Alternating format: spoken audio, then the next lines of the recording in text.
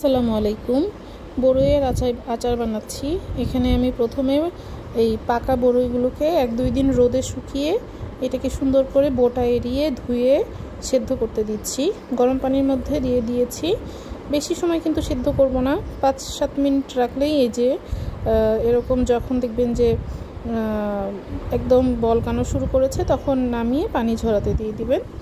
এরপরে আমি এটাকে ঠান্ডা হতে দিয়েছি, চটকে নিব একটু পরে।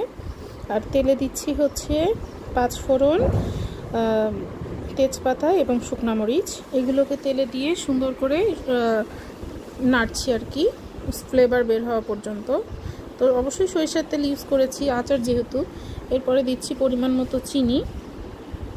1 কেজি বড়ইয়ের জন্য এখানে মোটামুটি হাফ কেজির মতো চিনি লাগবে। তো চিনি দিয়ে নেড়ে চেড়ে নিচ্ছি। অল্প একটু পানি দিলাম যেন চিনিটা গলে যায়।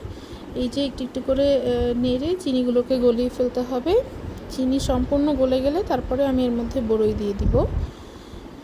এই দেখুন, বারবার নাড়তে হচ্ছে যেন শক্ত হয়ে না যায় বা নিচে লেগে না থাকে। একবারে যখন এরকম বলক চলে আসছে তখন আমি এই যে চটকে নেওয়া বড়ইগুলোকে দিয়ে দিচ্ছি। এরপর শুধু নাড়তে হবে। বড়ইয়ের সিজন কিন্তু প্রায় শেষ, পাকা বড়ইয়ের সিজন। তো যারা যারা একটু ঘরে আচার তৈরি করে রাখতে চান রাখতে পারেন। মিষ্টি আচার, ঝাল আচার করলে এখানে ঝালের পরিমাণটা একটু বাড়িয়ে দিতে হবে।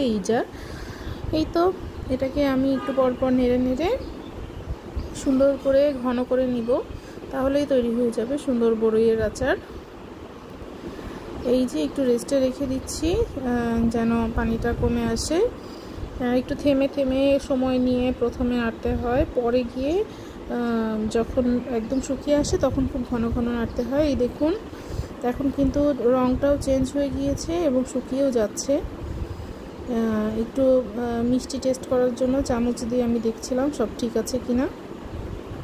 এই তো তৈরি হয়ে গেল সুন্দর বড়ইয়ের আচার। খুব কঠিন কিন্তু না, আপনারা চাইলে একদম ঘরে তৈরি করে রাখতে পারেন। এই যে তৈরি হয়ে গেছে।